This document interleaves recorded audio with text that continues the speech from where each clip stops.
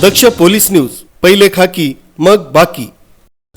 पालघर तालुक्यातील तरुण तडफदार सामाजिक कार्यकर्त्या प्रीतम आनंदा पाटील यांनी पालघर तालुक्यातील विविध अडचणींचा पाढा वाचत दक्ष पोलीस न्यूज चॅनल मार्फत शासनाकडून अपेक्षा व्यक्त केली.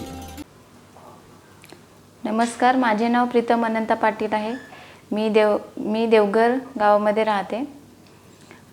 माथाडी ट्रान्सपोर्ट ठाणे जिल्हा महिला आघाडी इथे मी अध्यक्ष म्हणून काम करते.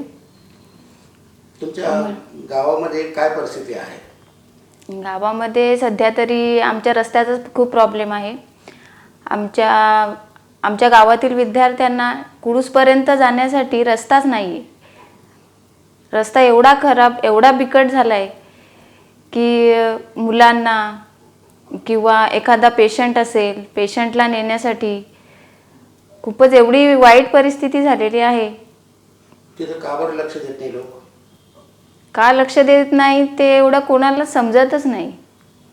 निधी येतो ना रस्त्यासाठी? निधी येऊन गेलेला आहे. बरं, कुठे गेला तो निधी? मग काय कोणाच्या कशात गेला काय सांगू शकत नाही. बरं, तुम्ही कोणाला विनंती कराल त्यासाठी? त्यासाठी अपेक्षा कोणाकडनं आहे? आमदार खासदार यांनी लक्ष द्यावं. तिथल्या मुलींच्या शिक्षणाची काय अवस्था आहे? मुलींच्या शिक्षणाची अवस्था म्हणजे टक्केवारी किती आहे? टक्केवारी भरपूर आहे तिथे. तिथे शेतीच्या कामांबद्दल काय सांगाल तुम्ही? शेतीची कामं एकदम व्यवस्थित आहेत, पण मजूरकरांची एवढी हे झाले की कोणाला शेतीसाठी मजूरकर भेटायला मुश्किल झाले. काय कारण त्याचं? कारण आता मजुरी करायला म्हणजे कोण कोणाकडं जायला बघत नाही. पण मुलं काय करतात मग?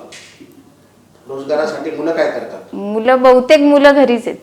पण घरी का बरं बसतात म्हणजे काय कारण? मग त्यांचं जेवणा खाण्याचं कसं करतात? मग ते जेवणा खाण्याचं म्हणजे शेतीला जेव्हा ते शेतावर जातील, मोलमजुरी करतील तेव्हा ते खातील असं आहे.